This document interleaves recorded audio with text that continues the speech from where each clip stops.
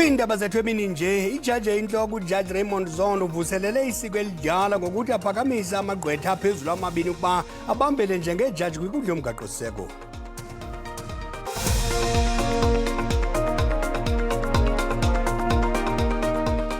Egameni loonondaba belijelo ndiyabhodisa mawethu, ndisamkela nani babukeli bethu kwijelo i-DDT basesitadela enzulwini.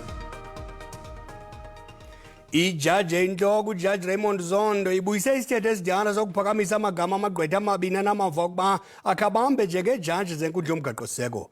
Ethetha bucala ngethuba leseshoni yovavanyo lwezakhono eqhutywa yi-JSC, uJaji Zondo ubhengeze ukuba ucele umongameli atyumbe umanqanqwa wegqwetha ngoNovemba lonyaka kunye nenjinga lwaze incutshe kumthetho womgaqo-siseko ukuba abambe njengejaji ukuqala kuJanuwari onyaka ozayo. Had to reflect and a few months ago, I came to the conclusion that we should do things differently. And I concluded that what should be done is that distinguished academics, professors of constitutional law, human rights law, who have distinguished themselves should be encouraged to make themselves available for appointment to the Constitutional Court, as well as senior practitioners who have distinguished themselves. They should be given that opportunity. Part of the reason why I thought along those lines is this. The Constitutional Court is one court where everybody expects to find constitutional law expertise. So we must have judges who are constitutional law experts. Usekela mongameli Paul Mashatile uthi urhulumente uzawukhupha isicwangciso esithe gabalala secandelo lezothutho esakumelana nemigqaliselo yokuguquguquka kwemozulu ukuze lisekiswe nemimiselo yokuthintela ukungcoliseka komoya. Umnumzana Mashatile besenza into ephambili kwinkomfa iSmart Mobility Africa eGalaga Estate phezolo. Oko njengenxalenye yenyanga yezothutho. Eliphulo isma nelinemongo othi siyakha liququzelwa ngurhulumente wephondo iGauteng. The government is championing a National Transport Master Plan 2050 strategy to establish a safe, affordable, dependable, and efficient means of transporting people and products or goods. And through this National Transport Master Plan 2050, we aim to break silo institutions and isolations by ultimately improving transport linkages with and between the more vibrant economies of the country and transforming these areas into more compelling investment destinations. Kudutyulwe kobulawulo gada ngethuthi imali efolweni kumazantsi etheko. Ngokwengxelo esuka kwiarhente yabasebenzi beenkonzo ezingxamisekileyo basabele kwiingxelo zokuba kuphangwa iveni ethutha imali kuhola wendlela M35. Abeenkonzo ezingxamisekileyo bafumene isithuthi sisecaleni kwendlela.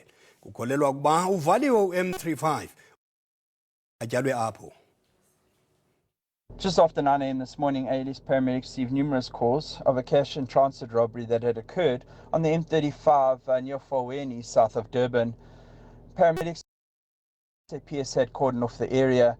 Paramedics were shown through to an armoured cash van, which was found lying on its side, entering a private residence property. Paramedics assessed the scene and found that there were 3 guards that had been involved in this attempted robbery. Unfortunately, one male, believed to be in his 30s, had sustained fatal injuries, and there was nothing paramedics could do for him, and he was declared deceased at the scene.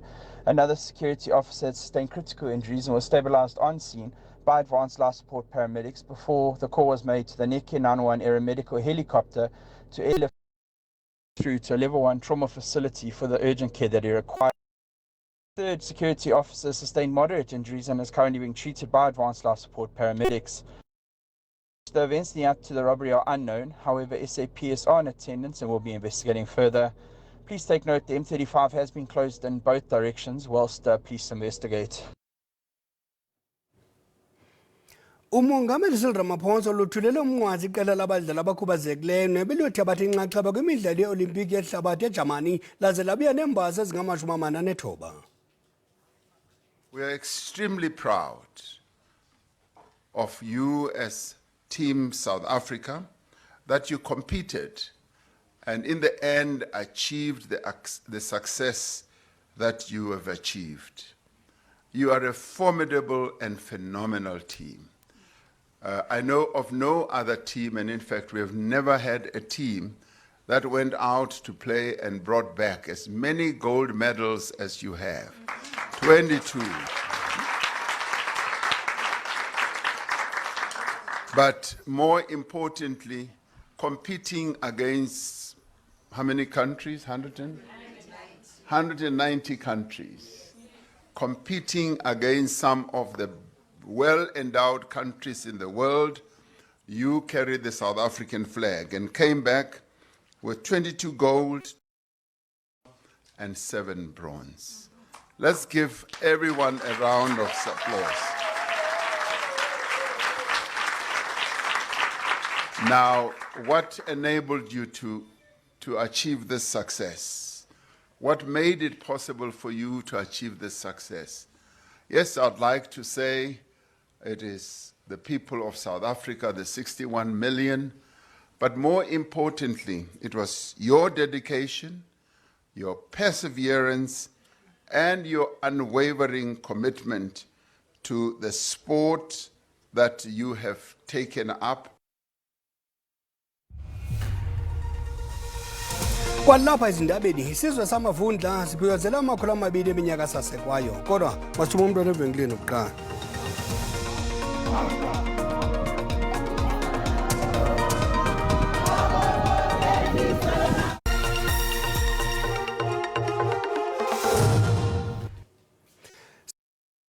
Emini nje izibuko laseMonti eMpuma Koloni kulindeleke ukuba likhuphe imanganizi yokuqala eyothengiswa kwilizwe lase-India. Ezi zinzame zenkampani yakwa-Transnet zokwandisa ushishino lwayo. Intatheli yethu Sidima Mfeku ilandela eli nqaku. Kulindeleke ukuba uTransnet wase-East London okanye eMonti athengise phantse 30,000 ye-metric tons zemanganese ezisingisele ngase-India. Kokuqala oko yaba khona le terminal port nalapho khona kuzawuthi kuthengiswe imanganese. Bathi bazama kangangoko ukuqinisekisa into yokuba ukuthengiswa kwabimanganese kumazwe angaphandle kuzawuhlala kuqhubeka yaye baza kunyusa umyinge wemanganese abakwaziyo ukuzithengisa kumanye amazwe. Kanti ke ngoku sithetha naye i-CEO Port Terminal apha e-East London khulu ngexesha lakho. Ukuba ungasixelela nje ngokufutshane into yokuba unobangela okanye ke injongo yoba sibe lapha namhlanje into. Ngiyabonga ngibingelela ababukeli bakho. Namhlanje sihlangene lana ngokuthi sizovula umkhanka omusha woku-exporta noma ukuthumela imanganese ngaphesheya. Imanganese njengoba sazi sihlale si-exporta PE eSandana. Omunye umkhanka lapho so exporta khona imanganese eEast London.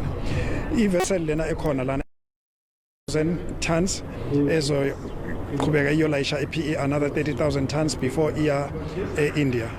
So imanganese is one of the minerals akhulayo i-demand ikhona. So indlela esinawo esixhasa amabhizinisi ngayo. Yaye ke busithi into yokubana nizama kangangoko ukonyusa umyinge wemveliso yenu okanye ke wokuba nikwazi ukuthengisa imanganese kumanye amazwe. Ungasicacisela kabanzi ngoko? Yebo, so siwu-Transnet sinawo ama-plans okuqhubeka sisakhe i-capacity yethu yoku-exporta imanganese. Sinama-plans amasha okwakha i-terminal entsha e-PE ezokwazi uku-exporta up to 16 zemanganese. Sise kuma-advanced stage manje in terms of ama-evaluation ukuthi sikwazi ukwakha leyo terminal. So ngenye yama-minerals esesisenza ngako konke kusemandleni ethu together with ama-sister OD njengo-TFR ukuthi sikwazi ukuyixhasa. Xa unosicacisela nje kancinci malunga nengeniso enijonge ukuyenza ngokuthi ne-export okanye nithumele imanganese engaka kumanye amazwe ngathini? Ngakhuluma ngenani esesilindele ukuthi singale-exporta ngale mkhanka esivulile lana e-East London, silindele ukuthi singa-exporta up to 1 million tons of imanganese ngonyaka. So lena isiqalo esisha siyathemba ukuthi sizokhula from kuloko. Right, sibulele kakhulu lowo ngumphathi oyinhloko waka-Transnet Port Terminal esitsho sithi bajonge ukwenza ingeniso eninzi kakhulu kwaye bajonge ukuhambisa imanganese eninzi ukusa kumanye amazwe kwilinge labo lokuzama ukuqinisekisa lokuba bayanyusa ezorhwebo ingakumbi apha kwa-Transnet. Kanye ngoku sibuyele kuwe studio. Isizwe samavundle sibhiyozela ukugqiba iminyaka engapha kwama200 sikhona. Esizwe sibhiyozela okokwilele samafube ematatiyeni. Amavundle afuna ukubanga umhlaba wawo abuyisele namasiko awo. Bekumbethe zizinxibo kukho abo basuka elisuthu kunye nabemi belilizwe. Usihlalo wesizwe samavundle uthi bangabesuthu boqobo kunjalo nje bayindlalifa yelilizwe nanjengoko bebanga ngelithi bafika kuqala kulomhlaba womzantsi Afrika. Inkosazana yesisizwe ithi badibene apha ukulungiselela ukugqiba incwadi yembali yabo nalapho baza kufundisa abantwana babo. Singamavundle sasungula kule minyaka 10 igqithileyo ukuba make sidibane sisizwe samavundle sidakanye sidalule umnombo wamavundle nokuba amavundle angobani kulo lonke eli.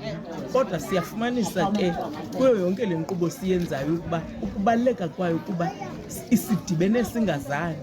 So enye yezinto esidibanisayo kuba sifuna ukwazana sixhasane. Inkosi yamavundle namabafokeng ithi ayivumelani nabemi baselisuthu ababanga umhlaba wasematatiyeli ngelithi ngowabo. Mhlawumbi bava imap isithi basupele ewe itsho kodwa ithetha ngathi kuba sasa xa nokunika i-footstep yethu sisuba nobukumkani bethu intshonathatsi ke ikumkani yakhona yayibamba imbizo phaa kwintaba eflat. Iba luchulumazi ukuba phakathi kweenkosi okanye izizwe ezibonakalisa umdla ngokuvuselela inkcubeko. Amavundle aqale lo msitho izolo nalapho bebelungisa izindlu zabo ukanti ke lo msitho uza kubanjwa minyaka le. Ndimlo Lilitha Ntsundwani kwiindaba ze-SABC. Ukanti njengesiqhelo sinayo intatheli yethu Sandile Hlangano zawukha sinike eziphambili kumaqonga onxibelelwano ngeli xesha. Mqadli siyakwamkela. Yinto enetrendayo ngalo mzuzu? Inqaku lamaphambili leli likaSandile Mantswe Mantswe phaa ekhaya ukuba ngulo wagwetywa ziinkundla zamatyala zalapha eSouth Africa for ukubulala igirlfriend yakhe uKarabo Mokoena. Wagwetywa iminyaka eyi-32. Into abantu bamakatrende ke namhlanje bathi abambonileyo eBramfontein ebebhiyoza eBramfontein. Yiyo ke le nto ibothusayo abantu ukuthi umntu owagwetywa phakathi konyaka ka-2017 no-2018 iminyaka eyi-32 ubonakala njani eBramfontein. Abantu abaninzi abayikholelwa ke le nto, abanye bayayikholelwa. Abo bayikholelwayo bathi zesikhumbule okokuba indaba kaThabo Bester yavakala kuTwitter. Kholelwa abantu bayasilumkisa bathi nalena kaSandile zesiyijonge. Okwesibini ke i-Ethics Committee yaseParlamente ifumene uFloyd Shivambu ukuthi unetyala lokuthi angachazwa okanye anganyaniseki kwiParlamente kwakunye nakubahlali baseSouth Africa kokuba wayifumana imali kwi-VPS. Sizawuyazi uba i-EFF ke lelinye lamaqela elizibonakalisa njengamaqela athetha inyani. Iyabothusa kabantu okokuba kuvakala uba uFloyd Shivambu unechaphaza kule nto ye-VPS. Iyephi ke ividiyo ibukwe kakhulu kwezi yure ezingama-24 ezidlulileyo? uTrevor Noah sizawumazi ke uba ungumntu ohlekisayo, uyi-comedian. Ikhona ividiyo ayenzileyo apho alinganisa okanye asebenzisa i-accent yaseNigeria, icomparisha nee-accents zamanye amazwe. Abantu abaninzi bayithandile ke le nto besitsho besithi bebengamazi uba as much as bayi-comedian ke inqaku kufuneka silijonga singabantu kwiveki ezayo okanye kwiveki ezimbini ezizayo leli le-VPS ngoba ibothusile abantu abaninzi ukuthi kule nto bendiyithetha ukuthi i-EFF njengoba isaziwa njengamanye wamaqela amele inyani kubekho kanti omnye wabantu abalikhokela eli qela unechaphaza kwi-VPS. Kanye kulo mba yiphi eminye imiba abantu abanokuyijonga ukuya phambili bhula mathanga? Into abafuna bayijonga abantu yile ichotshelweyo ngoku Centurion yokuthi ye-interviews apho uChief Justice naye azihlelelezo interviews lelinye lamanqaku ezafuneka balijonga ngabantu elo. Njengesiqhelo inkosi kakhulu umqali. Masibulele. Ngoku masithi tsicada ngapha kwemedia yeli. Amawaka ogqirha thutheleke kwizitalato zaseJamani bekhwiniswa kuxhuma kwamaxabiso nokudodobala kwezinga loqoqosho. Uthi iiklinikhi zinyanzelekile ziqhankqalaze ukuze ukurhaya abasebenzi. Ukushokoxeka kwenkence kuqhorha kanobom izinga lenkonzo yonyango kuba liyancipha ixesha lokubonwa ngugqirha kwesigulana. Ayinabuthixo ke le ngabantu abali-11 abawelele kulo isemkhulu bengayoyelelanga ngelixa beqabele kuma-60 ababolekisana ngenkcina ezibhedlela emva kokuwa kophahla lwendlu yecawa ecaweni ngecawa. Qakatha qelele eChina kubhiyozelwa iintsuku ezisibhozo zombindi wentwasahlobo neholide kuzwelonke ukususela ngoLwesihlanu ngobumbe ziyunguma zamasiko nezithethe. Uthi ndinqwenela ukuba ilizwe liqhakaze libe njengamaza omlambo iShiantang. Xa siqwela ingqokoqo abanye baqabela phezu kwengwe bayijingisele ngeqatha lenyama ukuze bawele umda. Phakathi kweMelika neCanada kubhaqwe indoda irhubuluza ngesisu phantsi kocingo oluhlabayo ukuzingela amadlelo aluhlaza kwilizwe lobusi nobisi. Qonqololo. Kodukani izizwe iphelile into ibithethwa uqikelelo lwemozulu liyalandela. Thina sakubuya nezikulu ngentsimbi yesixhenxe ngoNcwalazi makube xhosibele.